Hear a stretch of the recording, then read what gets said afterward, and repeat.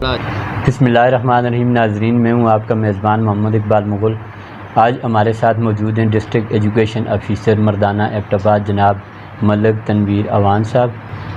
तनवीर साहब को गुज़श्ता हफ़्ते सूबाई गवर्नमेंट की तरफ से भी उसने कारकर्दगी सर्टिफिकेट मिला है, जो हमारे पूरे ज़िला एबटाबाद के लिए एक एजाज़ की बात है, क्योंकि पूरे सूबे में वाहिद डिस्ट्रिक्ट एजुकेशन ऑफिसर हैं जिनकी कारकर्दगी को सराहा गया है। सर, आप हमें बताएं, एबटाबाद में आपने क्या तरीक़ाकार इख्तियार किया है कि सरकारी स्कूलों में जो बच्चे तालीम हासिल करें उनके वालिदैन का आपने एतमाद बहाल किया है और माशाल्लाह रोज़ बरोज़ सरकारी स्कूलों में तलबा की तादाद में इजाफ़ा होता जा रहा है। सबसे पहले तो इकबाल साहब, एतमाद या बदएतमादी या कामयाबी नाकामी, तो इस सारे के पीछे मेरी जो टीम है और मेरी नीयत और मेरी टीम की नीयत, जब नीयत आपकी ठीक होती है तो अल्लाह पाक फिर फ़ैसले भी उसके मुताबिक करते हैं। एक बात तो ये है, जहाँ तक एनरोलमेंट की बात है, तो डिपार्टमेंट ने हमें जो टारगेट दिया था वो 14,700 स्टूडेंट्स हमने कच्ची क्लास में इस साल दाखिल करने थे। तो वो टारगेट जब हमने अचीव किया, हमारी जो टाइम हमें दिया गया था उसके दौरान हमने 16,000 हमारी जो है इनरोलमेंट हुई। तो उसके बाद फिर आल डीओज़ मेल फीमेल की सेक्रेटरी साहब ने मीटिंग बुलाई और उसमें उन्होंने कहा कि हमारा जो सूबाई टारगेट है वो 16 लाख बच्चे दाखिल करना है। तो उस हिसाब से पॉपुलेशन जो ज़िले की मरदमशुमारी, ताज़ा मरदमशुमारी की रिपोर्ट के मुताबिक जो ज़िले की पॉपुलेशन है उसके मुताबिक इनरोलमेंट को आप एडजस्ट करें जी। तो फिर जब टारगेट रिवाइज़ हुआ तो हमारा ज़िला एबटाबाद के लिए जो महकमे का टारगेट था आउट ऑफ स्कूल चिल्ड्रन या जो नए दाखिले थे, तो वो 30,900 था। तो जो टारगेट हमने 10 जून तक मुकम्मल करना था जी, अल्हम्दुलिल्लाह इस वक्त के जो ताज़ा तरीन फिगर वो 30,430 स्टूडेंट्स जो हैं वो हमने नए दाखिल किए हैं, जिसको आप कहते हैं कच्ची क्लास में। तो ये अल्लाह का फ़ज़ल है जी, जो चैलेंज हमें मिला तो वो हमने अचीव किया। दूसरी बात आपने अपने इंट्रोडक्शन में ये करवाई कि सर्टिफिकेट, तो सर्टिफिकेट भी मिलने की जो बुनियादी वजह है वो चैलेंज है। चैलेंज ये था कि चीफ सेक्रेटरी साहब ने एक इंक्वायरी इनिशिएट की कोहिस्तान की, और चीफ सेक्रेटरी साहब ने उसके लिए टाइम हमें दिया 48 घंटे। तो उसी वक्त हम निकल गए। 2 दिन हमने कोहिस्तान में गुजारे, और कोहिस्तान में गुजारने के बाद रिपोर्ट जो है हमने मंडे को उन्होंने मांगी थी। ये बात है जुमरात की, तो मंडे को जुमरात और जुमा हमें टोटल दिया गया। आपको पता है हफ्ता और इतवार जो है वो डायरेक्टरेट और सेक्रेटरीट की ऑफिशियल छुट्टी होती है। तो हम जब कोहिस्तान से वापस आए तो घर नहीं गया, हम सीधे ऑफिस में आ गए। तो रात 11:30 बजे हमने वो रिपोर्ट जो है वो सारी कंप्लीट करके तो सुबह हम फिर पेशावर चले गए। पेशावर में हमने ऑफिस टाइम में 9 बजे अल्लाह के करम से वो रिपोर्ट जो है मुतल्लिका ऑफिस में पहुंचा दी। तो इस पे डिपार्टमेंट ने मुश्किल टास्क था, आपको पता है, और कोहिस्तान यहाँ चकाई से शुरू होता है बशाम के साथ और जाके ख़त्म होता है बादशाह में। और ये जो इंक्वायरी थी ये हरबन बादशाह की थी, मतलब बादशाह में पहुँच के आपने मज़ीद 30 किलोमीटर पीछे जाना है पहाड़ों में जी। तो मुश्किल टास्क था, लेकिन अल्लाह ने किया कि वो अचीव कर लिया। एक ये बात थी। दूसरी जो है ओवरऑल जो है डिस्ट्रिक्ट एबटाबाद की जो तमाम इंडिकेटर्स में जो हमारी कारकर्दगी है तो वो भी अल्लाह के करम से पूरे सूबे में एक नुमायाँ हैसियत रखती है। सर, एबटाबाद में आपने एक और जो अच्छा काम किया है जिससे मेरे ख्याल में वालिदैन का एतमाद बहाल हुआ, वो ये कि गैर फ़ाल स्कूल जो थे उनको आपने फ़ाल किया। एक तो उनकी तादाद बता दें और दूसरे उनमें दाखिला मुहिम की जो किस हद तक है। जिस तरह मैंने आपसे बात की कि हमारे जब टारगेट्स जो है रिवाइज़ हुए तो हमने आपस में जब हम ऑफिस की मीटिंग कॉल की तो मसाइल हमारे पास ये आए कि जो 32 लाख इस वक्त जो टारगेट है, रफ जो सर्वे जी। है उसके मुताबिक 32 लाख बच्चा जो है हमारा आउट ऑफ स्कूल है। अच्छा। 32 लाख। तो जो डिपार्टमेंट है उसने ये टारगेट रखा कि कम अज़ कम इस एनरोलमेंट जो कैंपेन है 1 महीने की, इसमें हम 16 लाख तो अचीव करें। तो उसके लिए जब हम आपस में डिस्कस किया तो उसमें हमारे ऐसे बहुत से इलाके हैं जहाँ पे एक डिपार्टमेंट ने एक सर्कुलर सा किया था कि जिन स्कूल्स की तादाद लेस दैन 50 है जी। उनको आप क्लोज़ कर दें। तो फिर हमने ये किया, आपस में फ़ैसला किया कि हम उन स्कूलों को हम फंक्शनल करते हैं जो 4-5 सालों से, कोई स्कूल 10 सालों से वो जो है वो सिस्टम से ख़त्म कर दिए गए थे, लेकिन उनका जो EMIS कोड है वो एग्जिस्ट करता था।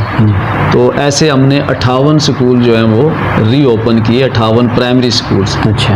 और अल्हम्दुलिल्लाह आज के दिन हमने एबटाबाद शहर में आपको पता है पॉपुलेशन बढ़ गई है, और लेकिन स्कूल हमारे वही गिने चुने 4-5 स्कूल हैं। तो हमने एबटाबाद में भी इन स्कूलों की तादाद को बढ़ा दिया है। मलकपुरा में एक खोल दिया है, क्याल में खोल दिया है, एक ठंडा चोआ जो हमारा अलियासी मस्जिद के पास हमने एक स्कूल खोल दिया।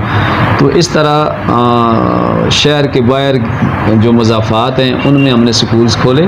तो 58 जो हमारा बंद स्कूल था उसको हमने ओपन किया, जिनकी तादाद सिर्फ आज की मैं मिसाल आपको दूं तो एक हफ़्ते में 86 बच्चा जो है वो गौसिया कॉलोनी जो हमारा अलियासी मस्जिद वाला स्कूल है उसमें एक हफ़्ते में इतने बच्चे आ गए। बच्चे आउट ऑफ स्कूल हैं, लोगों के माशी हालात भी ठीक नहीं है, महंगाई है, सुजुकियों का किराया, स्कूलों की फ़ीस हर कोई अफोर्ड नहीं कर सकता।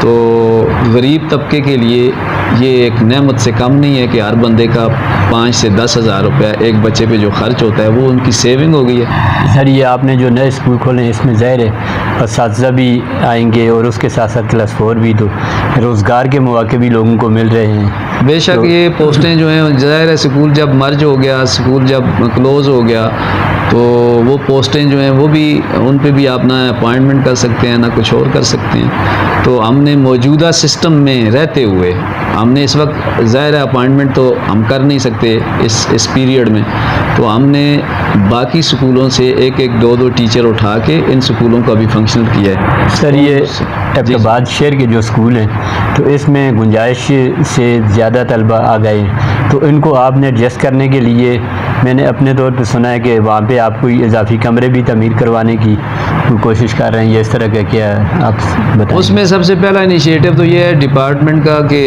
हमने सेकंड शिफ्ट किया है। ओवर क्राउडेड स्कूल है तो हमने सेकंड शिफ्ट किया है, जिस तरह नंबर 4 हाई स्कूल है आपके सामने है, सेकंड शिफ्ट में भी हमारे पास अभी 100 से ज़्यादा बच्चे हैं। इसी तरह मेरा तल हमारा शहर का है, बांडा गजान हमारा शहर का है, बांडा दिलरज़ाक हमारा शहर का है, सारे शहर के स्कूल्स हैं। तो इनको हमने डबल शिफ्ट में चला के, तो ओवर क्राउडेड जो बच्चे हैं जिनको मॉर्निंग में दाखिला नहीं मिल सकता वो इवनिंग में पढ़ रहे हैं। इसी तरह जो बच्चियां मॉर्निंग में दाखिला नहीं ले सकती तो वो भी हमारे पास जो हैं वो भी एडमिशन ले सकती हैं। तो इस तरह भी एक एबटाबाद के लिए हो गया। जहाँ तक आपने बात की बिल्डिंग्स की, तो बिल्डिंग्स में ये है कि आपको पता है फाइनेंशियल कंस्ट्रेंट्स हैं, तो जो भी ऑलरेडी हमारी जो रिलीजेस जो अप्रूव्ड स्कीमें तो उन पे हमने वार फुटिंग पे काम किया है। सियालकोट आपका एक स्कूल है मिडिल स्कूल, तो उसकी भी रिकंस्ट्रक्शन का काम जो है उसके टेंडरिंग उसका वर्क प्लान सब कुछ हो गया, उस पर काम शुरू हो गया है। और इसी तरह ये सामने हमारा नंबर 1 है, तो उसका भी एक पोर्शन रिकंस्ट्रक्शन में है जो अर्थक्वेक में डैमेज हुआ था, तो उस पर भी आज से काम शुरू हो गया अल्लाह के करम से। सर, ये बाकी अज़ला का तो मुझे इतना पता नहीं है, लेकिन एबटाबाद में माशाल्लाह आपने तकरीबन तमाम कैडर के असातिज़ा की प्रमोशन की है। ये कितने असातिज़ा थे और इनकी क्या सूरत हाल है, इसमें किस तरह एडजस्ट किया गया है? इसमें इस तरह है कि ग्रेड 12 से 14 ये PhD हैं, प्राइमरी स्कूल टीचर्स हैं, उनको हमने सीनियर प्राइमरी स्कूल टीचर्स बनाया है। और ये है 97 और इसी तरह 97 जो सीनियर PSTs थे, सीनियर प्राइमरी टीचर्स थे, उनको हमने हेड टीचर्स बनाए हैं। ये इसके अलावा हमने PSHT जो होता है प्राइमरी स्कूल हेड टीचर है, उससे CT पे लेके गए हैं। इसी तरह हम जो है वो DM और PET पे भी टीचर्स की प्रमोशन हमने की है। ये डिस्ट्रिक्ट कैडर है और 264 ये बंदे बनते हैं, ये हमारे टीचर्स बनते हैं। इसके अलावा जो प्रोविंशियल कैडर है, जो मतलब ग्रेड 15 से 16 तक है, तो उसके लिए 72 टीचर्स की DPC सक्सेसफुली हो चुकी है। और इंशाल्लाह जब डायरेक्टरेट जो है हमें कहेगा तो इन टीचर्स को हम एडजस्टमेंट कर देंगे। हमने स्कूल्स को, स्टाफ को, टीचर्स को, ये अभी इनरोलमेंट कैंपेन का टाइम बड़ा क्रिटिकल टाइम है, क्योंकि बाद में छुट्टियां होने वाली हैं। गरमाई की तो 15 से छुट्टियां हो गई हैं, 12 से हो गई हैं बल्कि, और सरमाई भी जो है वो 1 महीने की छुट्टियां जो हैं वो 30 जून के बाद उनकी भी छुट्टियां हो जाएंगी। तो ये बड़ा क्रिटिकल टाइम है। ऐसे टाइम पे हमने पोस्टिंग जो प्रमोशन के नतीजे में होनी थी उसको मिनिमाइज़ किया है। उसको इस तरह मिनिमाइज़ किया है कि जो 12 से 14 में गए हैं तो 14 वालों को हमने सेम स्टेशन पे ग्रेड 14 दिया है। अच्छा। और इसी तरह जो 14 से 15 में गए हैं तो हमने पहली प्रायोरिटी ये की है कि वो विद इन UC रहें, अपने सेम स्कूल में रहें या विद इन UC रहें। जो UC में भी एडजस्ट नहीं हो सकते थे तो फिर हम एडजस्टेंट UC, और उससे भी जो नहीं हो सकते थे तो फिर हमने उसको सर्कल में इस तरह रखा है। और बहुत कम चंद टीचर्स ऐसे हैं जिनको हमें सर्कल से बाहर भी एडजस्ट करना पड़ा है। तो कोशिश हमने की है कि अदारे डिस्टर्ब ना हो, बच्चे डिस्टर्ब होते हैं अदारे डिस्टर्ब होने से। अच्छा सर, ये कुछ दिन पहले तकरीर तबादलों पे महकमा तालीम में जो पाबंदी लगा दी गई है, तो आप क्या समझते हैं? उसके बाद ज़ाहिर है आप पे भी दबाव होगा, तो इसकी क्या सूरत हाल है? कुछ असातिज़ा ने तफज़ात का इज़हार किया है, तो ये कब तक मुमकिन है इनके तबादले तकरीरें या ट्रांसफ़र पोस्टिंग पे जो बैन गवर्नमेंट ने लगाया है बिल्कुल ठीक लगाया है, क्योंकि अब जिस तरह मैंने आपको पहले बताया कि ये बड़ा क्रिटिकल टाइम है, छुट्टियां हो रही हैं, स्कूल बंद हो जाएंगे। स्कूल बंद होने से, छुट्टियां होने से पहले हमें मैक्सिमम कोर्स कवर करना होता है ताकि बच्चे स्कूल की छुट्टियों में उनको हम कोई छुट्टियों का काम दे सकें, ताकि बच्चे इंगेज रह सकें। इस टाइम पे मैं एक टीचर को ट्रांसफ़र कर दूंगा, उसके सब्जेक्ट को, उसकी क्लास को होमवर्क कौन देगा? आगे नया आ जाएगा, उसको पता ही नहीं होगा कि होमवर्क क्या दिया हुआ है और वो चेक कैसे करेगा। तो ये तो बच्चों की तालीम से खिलवाड़ है, ट्रांसफ़र पोस्टिंग को इस तरह खुला छोड़ना। ये टीचर्स में हम सारे बच्चे के लिए, अब अगर हमारे किसी भी अमल से बच्चा मुतासर होता है तो इसका मतलब है कि हम इंसाफ नहीं कर रहे। तो मैं तो गवर्नमेंट के इस एक्शन को, इस नोटिफिकेशन को ज़ाती तौर पे इसको सराहता हूँ। इसमें थोड़ी सी एग्जम्पशन हमें मिलनी चाहिए, वो ये कि मसलन मैंने नए स्कूल्स खोले हैं तो कम से कम इनको फंक्शनलाइज करने के लिए एक इजाज़त हो कि ये नया स्कूल आप खोल रहे हैं, या कोई टीचर रिटायर होता है तो हमें ये हो कम से कम प्राइमरी में स्कूल बंद होने वाला है तो वहाँ पे हम उसको ओपन रखने के लिए, फंक्शनल रखने के लिए वहाँ पे टीचर पोस्ट कर सकें। इसी तरह बाज़ टीचर्स के ख़िलाफ़ इंक्वायरियाँ होती हैं मुख्तलिफ़ किस्म की, तो डिसिप्लिनरी प्रोसीडिंग अंडर जिसको एडमिनिस्ट्रेटिव ग्राउंड पे ट्रांसफ़र है तो उसकी परमिशन मिलनी चाहिए। तो अदारों को फंक्शनलाइज रखने के लिए, अदारों में उनको बंद होने से बचाने के लिए, या कोई डिसिप्लिनरी कोई एक्शन होता है तो उसमें ट्रांसफ़र अगर इन्वॉल्व होती है तो ये 3 चीज़ों की हमें कम से कम बैन से रिलैक्सेशन मिलनी चाहिए। ये चीज़ जो है ये कल बच्चे को मुतासर करेगी। अच्छा सर, ये सेकंड शिफ्ट का पिछले चंद माह से तनख्वाहों का मसला था टीचरों का, तो इस हवाले से आप क्या कहेंगे? इनको अदायगी कर दी गई है या की जाएगी, ये कैसे? ये जो पिछली रिलीज़ आई है तो 3 महीने की टीचर को हमने पे दे दी थी ईद से 2 दिन पहले। तो अभी जो है नई रिलीज़ भी बिल्कुल पाइपलाइन में है, वो भी हफ्ते 10 दिनों में आ जाएगी, तो वो भी इंशाल्लाह टीचर्स को मिलेगी। मुश्किल काम है, आपको पता है माशी मसाइल हैं, लेकिन उसके बावजूद टीचर्स को तनख्वाहें जो हैं वो मिल रही हैं। क्वार्टरली जिस तरह रिलीज़ आती है तो क्वार्टरली उसी तरह उनको तनख्वाह मिलती है। और डिपार्टमेंट जो है वो आगे मज़ीद ये सोच रहा है कि इन टीचर्स की पे इनको मंथली मिलना शुरू हो जाए। तो उसके लिए सारा रिकॉर्ड भी हम ले रहे हैं, टीचर्स का अकाउंट नंबर भी ले रहे हैं, वो बाकायदा उनके अकाउंटों में मंथली शिफ्ट हो। इसकी तरफ भी डिपार्टमेंट जो है वो आगे बढ़ रहा है इंशाल्लाह। अच्छा सर, आपकी एबटाबाद में तैनाती के बाद एक तब्दीली जो देखने में आई है कि तालीम के मेयार में बेहतरी के साथ साथ तलबा में एक किरदार साजी की एक नई मुहिम जो शुरू हुई है कि तलबा को तालीम के साथ साथ उनकी किरदार साजी भी की जा रही है। तो आप ऐसे मौके पे क्या कहेंगे, वालिदैन के लिए क्या पैगाम देंगे, असातिज़ा के लिए, बच्चों के लिए क्या आपका मैसेज है? मेरा मैसेज तो यही है जी, बस हमने तो अजान देनी है, कोई नमाजी आए ना आए, तो एजुकेशन की जो बेसिक जो उसकी डेफिनेशन है वो यही है, बिहेवियरल चेंज। एजुकेशन का ये मकसद नहीं है कि आप जो है आपको ए से लेकर जेड तक आता हो, आपको अलफ से लेकर ये तक आता हो, आप जो है वो अच्छा प्रैक्टिकल कर लें, आप साइंस पढ़ लें, आप इस्लामियात याद कर लें। ये चीज़ें लिटरेसी के मायने में आती हैं, और लिटरेसी एक बड़ा छोटा सा कंपोनेंट है एजुकेशन का। एजुकेशन का 33% लिटरेसी है, और 33% उसका प्रैक्टिकल इम्प्लीमेंटेशन है। मतलब आप प्रैक्टिकल कर लें, आप हुनर जिसको कहते हैं वो बच्चों को आए, 33% वो है, और बाकी जो है 33% आपका है जिसको हम अफेक्टिव डोमेन कहते हैं, जिसका काम है किरदार साजी। तो अल्टीमेट गोल शरन कानूनन एक कौम की तालीम के मकासद की हैसियत से आप क्या कहते हैं कि अच्छा पाकिस्तानी, अच्छा मुसलमान। तो अच्छा पाकिस्तानी और अच्छा मुसलमान कैसे बनेगा? वो किरदार से बनेगा, वो तोते से नहीं बनेगा।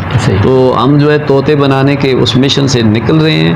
हमारा सिस्टम भी अभी उसी तरह अडाप्ट हो रहा है, SLO बेस्ड एग्ज़ाम की अभी इब्तिदा हुई है। तो ये मकसद भी यही है कि तोते ना बने, कॉन्सेप्ट्स को समझें और रट्टे से छुटकारा, किरदार में तब्दीली जो है वो बुनियादी चीज़ है मेरे भाई। 60 साल तक ये तालीम काम आती है। ये जो हम डिग्रियां हासिल करते हैं PhD तक, ये 60 साल की उम्र से एक दिन भी हम ऊपर सर्विस नहीं कर सकते। इस डिग्री का इस्तेमाल 60 साल तक है, लेकिन किरदार का इस्तेमाल तो कब्र तक है, और कब्र के बाद की मंजिलें किरदार की बुनियाद पे उनका तयन होगा। तो इस वजह से एक बहैसियत मुसलमान, बहैसियत इंसान, जो रूह है, वमा खलक़तुल जिन्ना वल इंसा इल्ला लियाबुदून, इल्ला लियाबुदून को आप भूल जाएं और आप जो है वो कहें जी मैं बड़ा अच्छा मैथमेटिक्स हूँ, मैं बड़ा अच्छा डॉक्टर हूँ, मैं बड़ा अच्छा इंजीनियर हूँ। नथिंग। टारगेट आपका, मेरा तख्लीक का मकसद जो है वो यही है कि हमने अच्छा इंसान बनना है। अच्छा इंसान बनेंगे तो तब जाके हमारे हक़ में फ़ैसला होगा। वही मकसद है जिसके लिए हमें बनाया गया है। इन्हीं अल्फाज के साथ ही बहुत